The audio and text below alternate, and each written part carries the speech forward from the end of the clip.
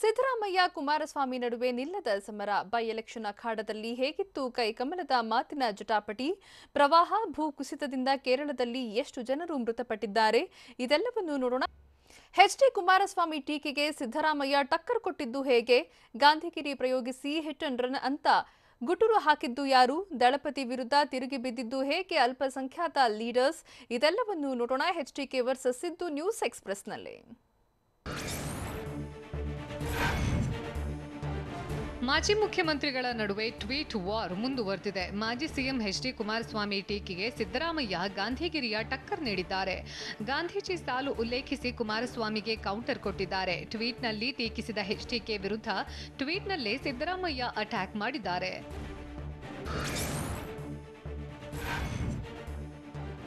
Kumaraswamy ಟ್ವೀಟ್ಗೆ tweet ಮೂಲಕವೇ ಸಿದ್ದರಾಮಯ್ಯ ತಿರುಗೇಟು ಕೊಟ್ಟಿದ್ದಾರೆ. ಗಾಂಧಿಯನ್ನ ಹಿಂದೂಗಳು ಹಿಂದೂ ವಿರೋಧಿ ಅಂತ ಇದ್ರು, ದಲಿತರು ದಲಿತ ವಿರೋಧಿ ಅಂತ ಇದ್ರು, ಇತ್ತ ಮುಸ್ಲಿಮರು ಮುಸ್ಲಿಮರ ವಿರೋಧಿ ಅಂತಿದ್ರು. ಅಂತಹ ಮಹಾತ್ಮ ಗಾಂಧೀಜಿಯನ್ನೇ ಟೀಕಾಕಾರರು ಬಿಡ್ಲಿಲ್ಲ, ಇನ್ನು ನನ್ನಂತಹ ಹುಲು ಮಾನವರನ್ನ ಬಿಡ್ತಾರೆಯೇ ಅಂತ ಸಿದ್ದರಾಮಯ್ಯ ಪ್ರಶ್ನಿಸಿದ್ದಾರೆ.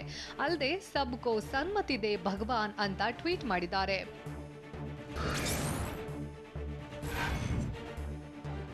ಮಾಜಿ ಮುಖ್ಯಮಂತ್ರಿ ಕುಮಾರಸ್ವಾಮಿ ಬರೀ ಸುಳ್ಳು ಹೇಳ್ತಾರೆ, ಹೀಗಾಗಿ ನಾನು ಅವರ ಹೇಳಿಕೆಗೆ ಪ್ರತಿಕ್ರಿಯೆ ನೀಡಲ್ಲ ಅಂತ ಸಿದ್ದರಾಮಯ್ಯ ಆಕ್ರೋಶ ವ್ಯಕ್ತಪಡಿಸಿದ್ದಾರೆ. ಹುಬ್ಬಳ್ಳಿಯಲ್ಲಿ ಮಾತನಾಡಿದ ಅವರು, HD Kumaraswamy hit and run ಮಾಡ್ತಾರೆ, ಅದಕ್ಕೆಲ್ಲ ನೋ ರಿಯಾಕ್ಷನ್ ಅಂತ ಸಿಡಿಮಿಡಿಗೊಂಡ್ರು. ಕುಮಾರಸ್ವಾಮಿ ಬಗ್ಗೆ ಕೇಳ್ತಾ ಇದ್ದಂತೆಯೇ ಸಿದ್ದರಾಮಯ್ಯ ಗರಂ ಆದ್ರು.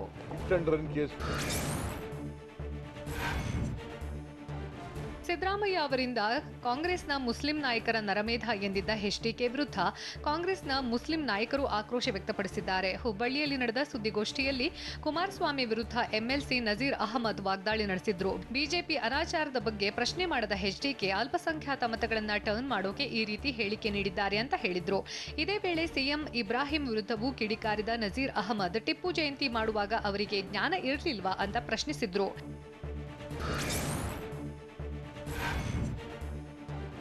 ಎಚ್ಡಿ ಕುಮಾರಸ್ವಾಮಿಗೆ ಅಲ್ಪಸಂಖ್ಯಾತರ ಬಗ್ಗೆ ಕಾಳಜಿ ಇಲ್ಲ ಅಂತ ಹುಬ್ಬಳ್ಳಿಯಲ್ಲಿ ಕಾಂಗ್ರೆಸ್ ಶಾಸಕ ರಿಜ್ವಾನ್ ಅರ್ಷದ್ ಹೇಳಿದ್ದಾರೆ. ಬೈ ಎಲೆಕ್ಷನ್ ಬಂದಾಗ ಅಷ್ಟೇ ಅಲ್ಪಸಂಖ್ಯಾತರ ಬಗ್ಗೆ ಕಾಳಜಿ ವಹಿಸಿದ್ದಾರೆ.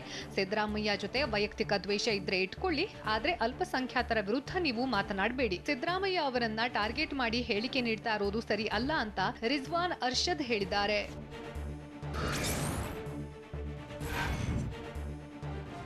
ಮಾಜಿ ಮುಖ್ಯಮಂತ್ರಿಗಳ ಮಧ್ಯೆ ಟ್ವೀಟ್ ವಾರ್ ತಾರಕಕ್ಕೇರಿದೆ. ವಿಪಕ್ಷ ನಾಯಕ ಸಿದ್ದರಾಮಯ್ಯ, ಮಾಜಿ ಸಿಎಂ ಎಚ್ಡಿ ಕುಮಾರಸ್ವಾಮಿ ಮಧ್ಯೆ ಟ್ವೀಟ್ ಕಾದಾಟ ನಡೀತಾ ಇದ್ದು, ಉರಿಯೋ ಬೆಂಕಿಗೆ ಶಾಸಕ ಜಮೀರ್ ಅಹಮದ್ ತುಪ್ಪ ಸುರಿದಿದ್ದಾರೆ. ಸಿದ್ದರಾಮಯ್ಯ ಪರ ಮಾತನಾಡಿ ಎಚ್ಡಿ ಕುಮಾರಸ್ವಾಮಿಗೆ ಜಮೀರ್ ಅಹಮದ್ ತಿವಿದಿದ್ದಾರೆ. ಕುಮಾರಸ್ವಾಮಿಗೆ ಡೀಲ್ ಬಿಟ್ರೆ ಬೇರೇನು ಗೊತ್ತೇ ಇಲ್ಲ ಅಂತ ಎಚ್ಡಿಕೆ ವಿರುದ್ಧ ಕಾಂಗ್ರೆಸ್ ಶಾಸಕ ಜಮೀರ್ ಅಹಮದ್ ಬಾಂಬ್ ಸಿಡಿಸಿದ್ದಾರೆ.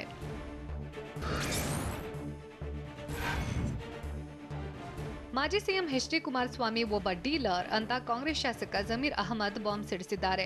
ಡೀಲ್ ಮಾಡಿಕೊಂಡು ಸರಡಗಿಯನ್ನ ಎಚ್ಡಿ ಕುಮಾರಸ್ವಾಮಿ ಸೋಲಿಸಿದ್ರು. 2015ರಲ್ಲಿ ಯುಬಿ ಸಿಟಿ ಗೆಸ್ಟ್ ಹೌಸ್ನಲ್ಲಿ ಡೀಲ್ ನಡೆದಿತ್ತು. ಅಂದಿನ ಜೆಡಿಎಸ್ ಶಾಸಕ ಸುರೇಶ್ ಬಾಬು ಮೂಲಕ ಡೀಲ್ ಮಾಡಿದ್ರು. ಎಚ್ಡಿಕೆ ಡೀಲ್ ಮಾಡಿದ್ದನ್ನ ನಾನು ಕಣ್ಣಾರೆ ಕಂಡಿದ್ದೇನೆ ಅಂತ ಜಮೀರ್ ಅಹಮದ್ ಹೇಳಿದ್ದಾರೆ. ಅಲ್ಲದೆ ಎಚ್ಡಿಕೆ ಲಾಭ ಇಲ್ಲದೆ ಏನು ಮಾಡೋದೇ ಇಲ್ಲ ಅಂತ ತಿಳಿಸಿದ್ದಾರೆ.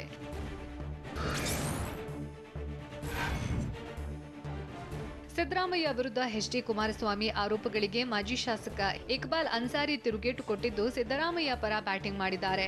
ಮುಸ್ಲಿಂ ಸಮುದಾಯಕ್ಕೆ ಸಿದ್ದರಾಮಯ್ಯ ಒಬ್ಬರೇ ನಾಯಕ ಅಂತ ಗಂಗಾವತಿಯಲ್ಲಿ ಮಾಜಿ ಶಾಸಕ ಇಕ್ಬಾಲ್ ಅನ್ಸಾರಿ ಹೇಳಿದ್ದಾರೆ. ಅಲ್ಲದೆ ಕುಮಾರಸ್ವಾಮಿಗೆ ಸುಳ್ಳು ಹೇಳುವ ಅಭ್ಯಾಸವಿದೆ. ಬೈ ಎಲೆಕ್ಷನ್ನಲ್ಲಿ ಬಿಜೆಪಿಗೆ ಅನುಕೂಲ ಮಾಡಿಕೊಡೋಕೆ ಮುಸ್ಲಿಮರಿಗೆ ಜೆಡಿಎಸ್ ಟಿಕೆಟ್ ನೀಡಲಾಗಿದೆ. ಮುಸ್ಲಿಮರಿಗಾಗಿ ಎಚ್ಡಿ ಕುಮಾರಸ್ವಾಮಿ ಏನೂ ಮಾಡಿಲ್ಲ. ಸಿದ್ದರಾಮಯ್ಯ ಅವರಿಂದ ಮುಸ್ಲಿಂ ನಾಯಕರ ರಾಜಕೀಯ ನರಮೇಧಕ್ಕೆ ಎಚ್ಡಿ ಕುಮಾರಸ್ವಾಮಿ ಉದಾಹರಣೆ ನೀಡಲಿ ಅಂತ ಇಕ್ಬಾಲ್ ಅನ್ಸಾರಿ ಆಗ್ರಹಿಸಿದ್ದಾರೆ.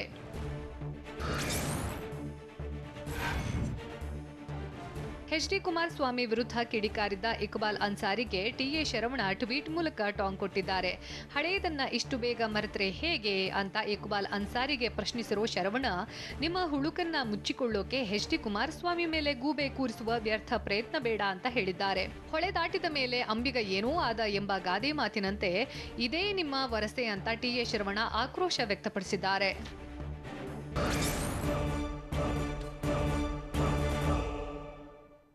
ಬೈ ಎಲೆಕ್ಷನ್ ಅಖಾಡದಲ್ಲಿ ಕೈಕಮಲದ ಮಾತಿನ ಜಟಾಪಟಿ. ಮೋದಿಯನ್ನ ಟೀಕಿಸಿ ಬಿಜೆಪಿಗೆ ಟಕ್ಕರ್ ಕೊಟ್ಟಿದ್ದು ಹೇಗೆ ಸಿದ್ದರಾಮಯ್ಯ? ಮಿನಿ ಸಮರದಲ್ಲಿ ಟಗರು ವಿರುದ್ಧ ಮುಗಿಬಿದ್ದಿದ್ದು ಹೇಗೆ ಕಮಲ ಕಲಿಗಳು? ಇದೆಲ್ಲವನ್ನು ನೋಡೋಣ ಮಿನಿ ವಾರ್ ನ್ಯೂಸ್ ಎಕ್ಸ್‌ಪ್ರೆಸ್‌ನಲ್ಲಿ.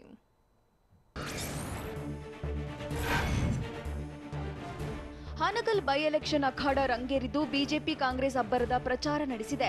ಹಾನಗಲ್ನಲ್ಲಿ ನಡೆದ ಪ್ರಚಾರ ಸಭೆಯಲ್ಲಿ ಭಾಗಿಯಾಗಿದ್ದ ಮುಖ್ಯಮಂತ್ರಿ ಬಸವರಾಜ ಬೊಮ್ಮಾಯಿ ಸಿದ್ದರಾಮಯ್ಯ ಕಾಂಗ್ರೆಸ್ ಅಭ್ಯರ್ಥಿ ಶ್ರೀನಿವಾಸ್ ಮಾನೆ ವಿರುದ್ಧ ವಾಗ್ದಾಳಿ ನಡೆಸಿದ್ರು. ಬಿಎಸ್ವೈ ನೇತೃತ್ವದ ಬಿಜೆಪಿ ಸರ್ಕಾರ ಇದ್ದಾಗ ಬಾಳಂಬೀಡ ಹಿರೇಕಾಂಶಿ ನೀರಾವರಿ ಯೋಜನೆ ಜಾರಿಯಾಗಿತ್ತು. ಪ್ರಚಾರಕ್ಕೆ ಹೋದಾಗ ಕೆರೆಗಳು ತುಂಬಿದ್ದನ್ನ ನೋಡ್ರಿ ಸಿದ್ದರಾಮಣ್ಣ ಅಂತ ಸಿಎಂ ಹೇಳಿದ್ರು. ಭ್ರಷ್ಟಾಚಾರದ ಬಗ್ಗೆ ಮಾತನಾಡಲು ಕಾಂಗ್ರೆಸ್ನವರಿಗೆ ನೈತಿಕ ಹಕ್ಕಿಲ್ಲ ಅಂತ ಸಿಎಂ ಬೊಮ್ಮಾಯಿ ವಾಗ್ದಾಳಿ ನಡೆಸಿದ್ದಾರೆ. ಕಾಂಗ್ರೆಸ್ ಪಕ್ಷ ಭ್ರಷ್ಟಾಚಾರದ ಗಂಗೋತ್ರಿಯಾಗಿದ್ದು ಏನೇನೋ ಹೇಳಿ ಮತ ಗಳಿಸಬೇಕು ಅಂತ ಮಾಡಿದ್ದಾರೆ.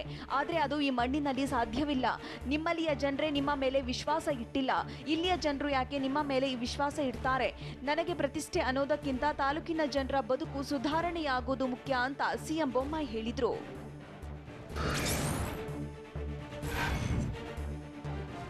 ಸಿದ್ದರಾಮಯ್ಯ ಪ್ರಧಾನಿ ಬಗ್ಗೆ ಮಾತನಾಡಿದ್ರೆ ದೊಡ್ಡ ಮನುಷ್ಯ ಆಗ್ತಾರೆ ಅಂತ ತಿಳ್ಕೊಂಡಿದ್ದಾರೆ ಎಂದು ಸಿಎಂ ಬೊಮ್ಮಾಯಿ ಕಿಡಿಕಾರಿದ್ದಾರೆ. ಕಾಂಗ್ರೆಸ್ನಲ್ಲಿ ಸಿದ್ದರಾಮಯ್ಯಗೆ ಅಚ್ಚೇ ದಿನ ಬರೋದಿಲ್ಲ. ಸೋನಿಯಾ ಗಾಂಧಿ ಅವರು ದಿಲ್ಲಿಗೆ ಬರುವಂತೆ ಸಿದ್ದರಾಮಯ್ಯಗೆ ಹೇಳಿದ್ದಾರೆ. ಹೀಗಾಗಿ ದಿಲ್ಲಿ ಬದಲು ಇಲ್ಲಿ ಸ್ಥಾನ ಗಟ್ಟಿ ಮಾಡಿಕೊಳ್ಳಲು ಸಿದ್ದರಾಮಯ್ಯ ಪಿಸು ಮಾತು ಶುರು ಮಾಡಿದ್ದಾರೆ. ಕಾಂಗ್ರೆಸ್ ಮುಗಿಸಲು ಬೇರೆ ಯಾರೂ ಬೇಕಾಗಿಲ್ಲ, ಕಾಂಗ್ರೆಸ್ನವರೇ ಸಾಕು ಅಂತ ಸಿಎಂ ವಾಗ್ದಾಳಿ ನಡೆಸಿದ್ದಾರೆ.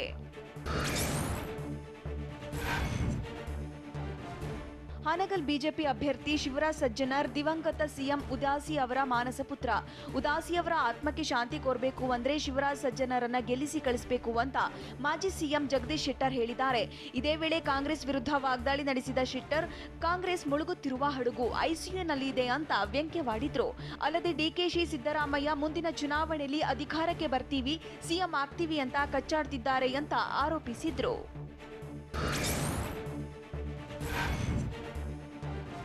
ನಾಲೆಗೆ ಹದ್ದು ಬಸ್ತಿನಲ್ಲಿಟ್ಟುಕೊಂಡು ಮಾತನಾಡಿ ಅಂತ ಪ್ರಚಾರ ಸಭೆಯಲ್ಲಿ ಸಿದ್ದರಾಮಯ್ಯಗೆ ಕೇಂದ್ರ ಸಚಿವ ಪ್ರಹ್ಲಾದ್ ಜೋಶಿ ವಾರ್ನಿಂಗ್ ನೀಡಿದ್ದಾರೆ. ಹಾನಗಲ್ನ ಬಿಜೆಪಿ ಪ್ರಚಾರ ಸಭೆಯಲ್ಲಿ ಮಾತನಾಡಿದ ಅವರು, ಪ್ರಧಾನಿ ಮೋದಿಯ ಬಗ್ಗೆ ಏಕವಚನದಲ್ಲಿ ಮಾತನಾಡ್ತೀರಿ, ನಿಮಗೆ ಮಾನ ಮರ್ಯಾದೆ ಅನ್ನೋದು ಇಲ್ವಾ ಅಂತ ಕಿಡಿಕಾರಿದ್ರು. ದೇವೇಗೌಡರ ಜೊತೆಗಿದ್ದು ನೀವು ಅವರನ್ನ ಬಿಟ್ಟು ಬಂದಿದ್ದೀರಿ, ನಾವು ನಿಮ್ಮಂತಲ್ಲ, ನಾಲೆಗೆ ಹದ್ದು ಬಸ್ತಿನಲ್ಲಿಟ್ಟುಕೊಂಡು ಮಾತನಾಡಿ ಅಂತ ಕಿಡಿಕಾರಿದ್ರು.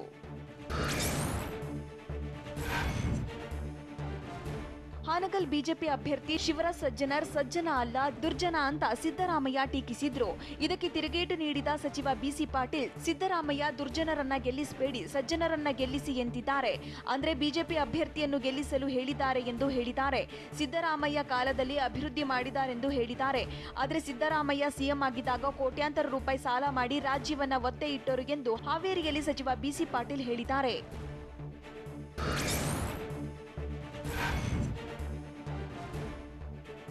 ನರೇಂದ್ರ ಮೋದಿ ಪ್ರಧಾನಿಯಾಗಿ 7 ವರ್ಷ ಕಳೆದಿದ್ದು ಏನಾದರೂ ಮಾಡಿದ್ದಾರಾ ಎಂದು ಸಿದ್ದರಾಮಯ್ಯ ಪ್ರಶ್ನಿಸಿದ್ದಾರೆ. ಹಾನಗಲ್ನ ಮಾಸನಕಟ್ಟೆ ಗ್ರಾಮದಲ್ಲಿ ನಡೆದ ಪ್ರಚಾರ ಸಭೆಯಲ್ಲಿ ಮಾತನಾಡಿದ ಸಿದ್ದರಾಮಯ್ಯ, ಮೋದಿ ವರ್ಷಕ್ಕೆ 2 ಕೋಟಿ ಉದ್ಯೋಗ ಕೊಡ್ತೀನಿ ಅಂದಿದ್ರು. ಅದಕ್ಕೆ ನಮ್ಮ ಯುವಕರೆಲ್ಲ ಮೋದಿ ಮೋದಿ ಎಂದಿದ್ರು. ಆದರೆ ಈಗ ಯುವಕರೆಲ್ಲ ಸುಮ್ಮನಾಗಿದ್ದಾರೆ. ಯಾಕಂದ್ರೆ ಮೋದಿ ಇವರಿಗೆಲ್ಲ ತಿರುಪತಿ ನಾಮ ಹಾಕಿದ್ದಾರೆ. ಉದ್ಯೋಗ ಕೊಡಿ ಅಂದ್ರೆ ಪಕೋಡ ಮಾರಿ ಅಂತ ಹೇಳಿದ್ರು ಎಂದು ಕಿಡಿಕಾರಿದ್ದಾರೆ. ಅಲ್ಲದೆ ಬಾಯಿ ಮಾತಿಗೆ ಸಬ್ಕಾ ಸಾಥ್ ಸಬ್ಕಾ ವಿಕಾಸ್ ಅಂತಾರೆ. ಯಾರಾದ್ರೂ ಮುಸ್ಲಿಮರು ಬಿಜೆಪಿಯಲ್ಲಿ ಶಾಸಕರಿದ್ದಾರೆ, ಯಾಕೆ ಅವರು ಶಾಸಕರಾಗಬಾರದು ಅಂತ ಸಿದ್ದರಾಮಯ್ಯ ಪ್ರಶ್ನಿಸಿದ್ದಾರೆ.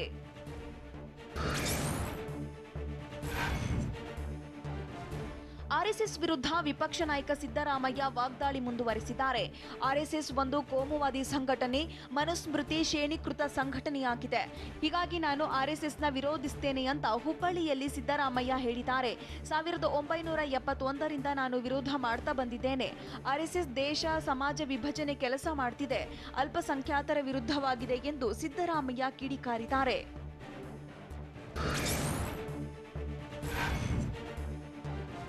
ಸಿಂದಗಿಯಲ್ಲಿ ಕಾಂಗ್ರೆಸ್ ಅಭ್ಯರ್ಥಿ ಅಶೋಕ್ ಮನಗೂಳಿ ಪರ ಕೆಪಿಸಿಸಿ ಅಧ್ಯಕ್ಷ ಡಿಕೆ ಶಿವಕುಮಾರ್ ಭರ್ಜರಿ ಪ್ರಚಾರ ನಡೆಸಿದ್ರು. ವಿಜಯಪುರದ ಆಲಮೇಲ ಪಟ್ಟಣದಲ್ಲಿ ಬೃಹತ್ ಪಾದಯಾತ್ರೆ ಮೂಲಕ ಮತಯಾಚನೆ ಮಾಡಿದ್ರು.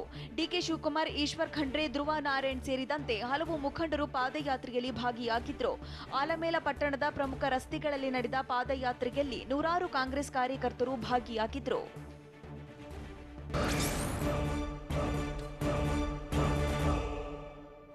ಭಾರಿ ಮಳೆಗೆ ಕೇರಳದ ಎಷ್ಟು ಜಿಲ್ಲೆಗಳಲ್ಲಿ ಪ್ರವಾಹ ಉಂಟಾಗಿದೆ? ಕೊಕ್ಕೆಯಾರ್ನಲ್ಲಿ ಭೀಕರ ದುರಂತ ಸಂಭವಿಸಿದ್ದು ಹೇಗೆ?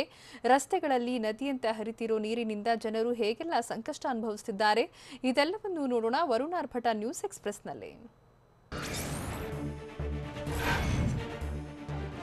ದೇವರನಾಡು ಕೇರಳದಲ್ಲಿ ವರುಣ ಅಬ್ಬರಿಸ್ತಾ ಇದ್ದು ಹಲವೆಡೆ ಭಾರಿ ಜಲಪ್ರಳಯವಾಗಿದೆ. 7ಕ್ಕೂ ಹೆಚ್ಚು ಜಿಲ್ಲೆಗಳಲ್ಲಿ ಭೀಕರ ಪ್ರವಾಹ ಎದುರಾಗಿದ್ದು ಗುಡ್ಡ ಕುಸಿತದಿಂದ ಹಲವರು ಬಲಿಯಾದರೆ ಮತ್ತಷ್ಟು ಜನ ನಾಪತ್ತೆಯಾಗಿದ್ದಾರೆ.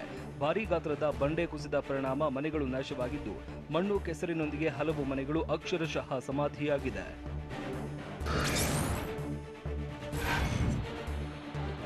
ಕೇರಳದ ಇಡುಕ್ಕಿ ಜಿಲ್ಲೆಯ ಕೊಕ್ಕೆಯಾರ್ನಲ್ಲಿ ಭೀಕರ ದುರಂತ ಸಂಭವಿಸಿದ್ದು ಗುಡ್ಡ ಕುಸಿತದಿಂದ 5ಕ್ಕೂ ಹೆಚ್ಚು ಮನೆಗಳು ಧ್ವಂಸವಾಗಿದೆ. ಕೆಸರಿನ ಜೊತೆಗೆ ಮನೆಗಳು ಕೊಚ್ಚಿಕೊಂಡು ಹೋಗಿವೆ.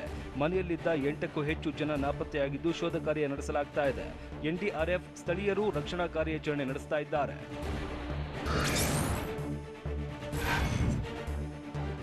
ಇಡುಕ್ಕಿ ಜಿಲ್ಲೆಯ ಕೊಕ್ಕೆಯಾರ್ನಲ್ಲಿ ನಿನ್ನೆ ರಾತ್ರಿ 11 ಗಂಟೆ ಸುಮಾರಿಗೆ ಭಾರೀ ಶಬ್ದ ಕೇಳಿಬಂದಿತ್ತು. ಬಳಿಕ ಗುಡ್ಡದಿಂದ ಬೃಹತ್ ಗಾತ್ರದ ಬಂಡೆಗಳು ಉರುಳಿದೆ. ಮತ್ತೊಂದು ಕಡೆ ಕೊಡಿಕ್ಕಲ್ನಲ್ಲಿ ಮನೆಗಳ ಮೇಲೆ ಗುಡ್ಡ ಕುಸಿದಿದೆ. ಪರಿಣಾಮ 13 ಜನ ನಾಪತ್ತೆಯಾಗಿದ್ದು ಮಕ್ಕಳು ಸೇರಿದಂತೆ 4ರ ಮೃತದೇಹವನ್ನ ಎನ್ಡಿಆರ್ಎಫ್ ಸಿಬ್ಬಂದಿ ಪತ್ತೆ ಹಚ್ಚಿದ್ದಾರೆ.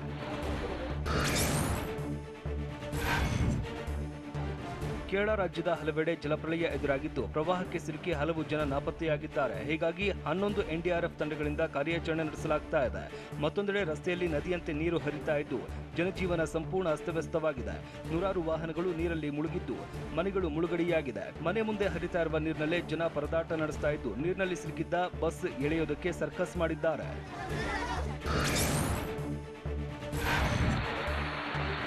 ಕೇರಳದಲ್ಲಿ ವರುಣಾರ್ಭಟ ಜೋರಾಗಿದೆ. ದಕ್ಷಿಣ ಮತ್ತು ಮಧ್ಯ ಕೇರಳದಲ್ಲಿ ಭಾರೀ ಮಳೆಯಿಂದಾಗಿ ಹಲವರು ಸಾವಿಗೀಡಾಗಿದ್ದು 12ಕ್ಕೂ ಹೆಚ್ಚು ಜನ ನಾಪತ್ತೆಯಾಗಿದ್ದಾರೆ. ಮಳೆಯಿಂದಾಗಿ ಹಲವು ಭಾಗದಲ್ಲಿ ಪ್ರವಾಹ ಮತ್ತು ಭೂಕುಸಿತ ಉಂಟಾಗಿದ್ದು ರಕ್ಷಣಾ ಕಾರ್ಯಾಚರಣೆಗಳು ಮುಂದುವರೆದಿದೆ.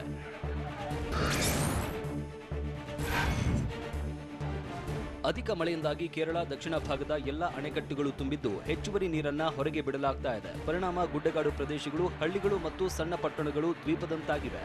ಅನೇಕ ಗ್ರಾಮಗಳು ಹೊರಗಿನ ಪ್ರಪಂಚದಿಂದ ಸಂಪೂರ್ಣ ಸಂಪರ್ಕ ಕಡಿತಗೊಂಡಿದೆ. ಈ ನಡುವೆ ಕೇರಳ ಸರ್ಕಾರ ಅಯ್ಯಪ್ಪ ಸ್ವಾಮಿಯ ಶಬರಿಮಲೆ ಯಾತ್ರೆಯನ್ನ ಮುನ್ನೆಚ್ಚರಿಕಾ ಕ್ರಮವಾಗಿ ರದ್ದು ಮಾಡಿದೆ.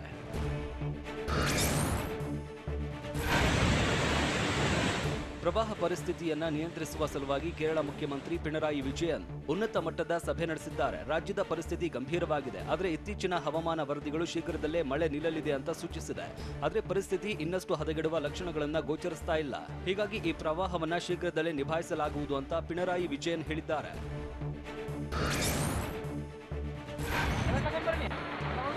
ಕೇರಳದ 6 ಜಿಲ್ಲೆಗಳಿಗೆ ರೆಡ್ ಅಲರ್ಟ್ ಎಚ್ಚರಿಕೆ ನೀಡಲಾಗಿದೆ. ಪತ್ತನಂತಿಟ್ಟ, ಕೊಟ್ಟಾಯಂ, ಎರ್ನಾಕುಲಂ, ಇಡುಕ್ಕಿ, ಪಾಲಕ್ಕಾಡ್ ಮತ್ತು ತ್ರಿಶೂರ್ ಸೇರಿದಂತೆ 6 ಜಿಲ್ಲೆಗಳಿಗೆ ಹವಾಮಾನ ಇಲಾಖೆ ರೆಡ್ ಅಲರ್ಟ್ ನೀಡಿದೆ. ಅಕ್ಟೋಬರ್ 18ರಿಂದ ಮತ್ತೆ ತೆರೆಯಬೇಕಾದ ಕಾಲೇಜುಗಳು ಅಕ್ಟೋಬರ್ 20ರಿಂದ ತೆರೆಯಲಾಗುತ್ತೆ ಮತ್ತು ಶಬರಿಮಲೆ ಯಾತ್ರೆಯನ್ನ ಅಕ್ಟೋಬರ್ 19ರವರೆಗೆ ನಿರ್ಬಂಧಿಸಲಾಗಿದೆ ಅಂತ ಪಿಣರಾಯಿ ವಿಜಯನ್ ತಿಳಿಸಿದ್ದಾರೆ.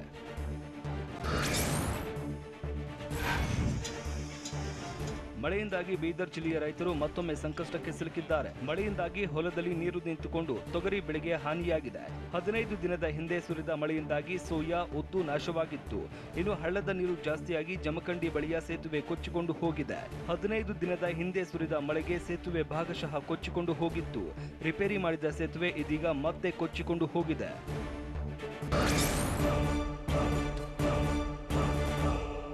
ಡಿಕೆಶಿ ವಿರುದ್ಧ ಹೇಳಿಕೆ ನೀಡೋಕೆ ಸಲೀಂ ಸುಪಾರಿ ಪಡೆದಿರಬಹುದು ಅಂತ ಹೇಳಿದ್ದು ಯಾರು?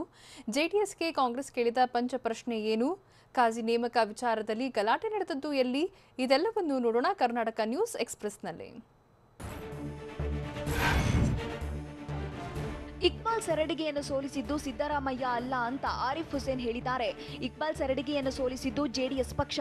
ಸಿದ್ದರಾಮರನ್ನ ಬಳಸಿಕೊಂಡು ಸೋಲಿಸಿದ್ರು ಅಂತ ಮೈಸೂರು ಮಾಜಿ ಮೇಯರ್ ಆರಿಫ್ ಹುಸೇನ್ ಆರೋಪ ಮಾಡಿದ್ದು, ಮಾಜಿ ಸಿಎಂ ಎಚ್.ಡಿ. ಕುಮಾರಸ್ವಾಮಿ ಟ್ವೀಟ್ಗೆ ಆರಿಫ್ ತಿರುಗೇಟು ನೀಡಿದ್ದಾರೆ.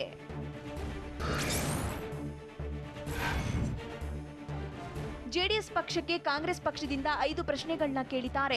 1996ರಲ್ಲಿ ದೇವೇಗೌಡರನ್ನ ಸಿಎಂ ಮಾಡಿದ್ದು ಯಾವ ಪಕ್ಷ? ಎಚ್.ಡಿ. ಕುಮಾರಸ್ವಾಮಿಯನ್ನು ಸಿಎಂ ಮಾಡಿದ್ದು ಯಾರು? ಎಚ್.ಡಿ. ದೇವೇಗೌಡರನ್ನು ರಾಜ್ಯಸಭೆಗೆ ಕಳಿಸಿದ್ದು ಯಾರು? ಮುಂದಿನ ಚುನಾವಣೆಗೆ ಮುಸ್ಲಿಂ ಸಿಎಂ ಘೋಷಣೆ ಮಾಡ್ತೀರಾ? 2018ರಲ್ಲಿ ಅಲ್ಪಸಂಖ್ಯಾತರಿಗೆ ಮೀಸಲಿಟ್ಟ ಹಣ ಕಡಿತ ಮಾಡಿದ್ಯಾಕೆ ಅಂತ ಜೆಡಿಎಸ್ ಪಕ್ಷವನ್ನ ಕೆಪಿಸಿಸಿ ವಕ್ತಾರ ಎಂ ಲಕ್ಷ್ಮಣ್ ಪ್ರಶ್ನಿಸಿದ್ದಾರೆ.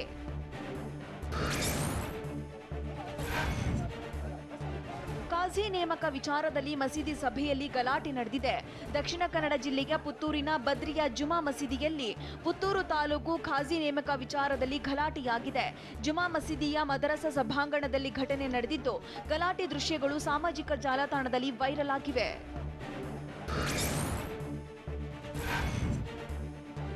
ಕಲಬುರಗಿ ಜಿಲ್ಲೆಯ ಕೆಲ ಗ್ರಾಮಗಳಲ್ಲಿ ಮೇಲಿಂದ ಮೇಲೆ ಭೂಕಂಪ ಸಂಭವಿಸುತ್ತಿದ್ದು, ಗ್ರಾಮಸ್ಥರಲ್ಲಿ ಆತಂಕ ಸೃಷ್ಟಿಯಾಗಿದೆ.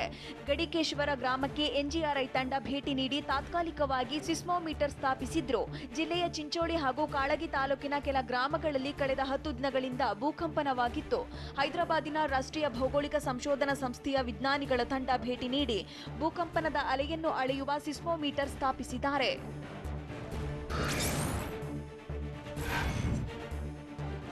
ಬೆಲೆ ಬಾಳುವ ಶ್ರೀಗಂಧವನ್ನು ಸಾಗಿಸುತ್ತಿದ್ದಾಗ ಬಳ್ಳಾರಿ ಪೊಲೀಸರು ಭರ್ಜರಿ ಕಾರ್ಯಾಚರಣೆ ನಡೆಸಿದ್ದು, ಸುಮಾರು 270 ಕೆಜಿ ಶ್ರೀಗಂಧ ಕಟ್ಟಿಗೆಯನ್ನ ವಶಕ್ಕೆ ಪಡೆದಿದ್ದಾರೆ.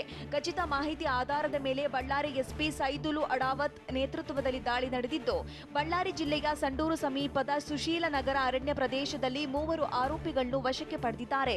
ಮಿನಿ ಗೂಡ್ಸ್ ವಾಹನದಲ್ಲಿ ತರಕಾರಿ ಬಾಕ್ಸ್ ಇಟ್ಟು ಅದರ ಕೆಳಗೆ ಶ್ರೀಗಂಧ ಇಟ್ಟು ಆರೋಪಿಗಳು ರವಾನೆ ಮಾಡುತ್ತಿದ್ರು. ಸುಮಾರು 27 ಲಕ್ಷ ಮೌಲ್ಯದ ಶ್ರೀಗಂಧದ ಕಟ್ಟಿಗೆ ಜಪ್ತಿ ಮಾಡಿಕೊಳ್ಳಲಾಗಿದೆ.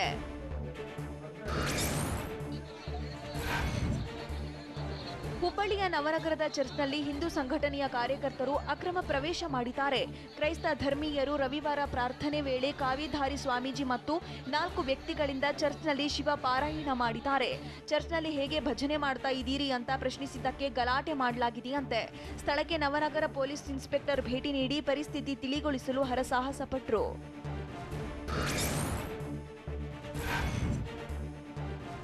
ಸೆಲ್ಫಿ ತೆಗೆದುಕೊಳ್ಳುವಾಗ ಕಾವೇರಿ ನದಿಗೆ ಮಹಿಳೆ ಬಿದ್ದಿರುವ ಘಟನೆ ಮಂಡ್ಯ ಜಿಲ್ಲೆಯ ಶ್ರೀರಂಗಪಟ್ಟಣ ತಾಲೂಕಿನ ಕೆಆರ್ಎಸ್ ಕೆಳ ಸೇತುವೆ ಬಳಿ ನಡೆದಿದೆ. ಮಹಿಳೆಯನ್ನು ರಕ್ಷಿಸಲು ಪತಿ ಕೂಡಲೇ ನದಿಗೆ ಹಾರಿದ್ದಾನೆ. ಕಾವೇರಿ ನದಿಗೆ ಬಿದ್ದಿದ್ದ 2 ಮೀನುಗಾರರು ರಕ್ಷಿಸಿದ್ದಾರೆ.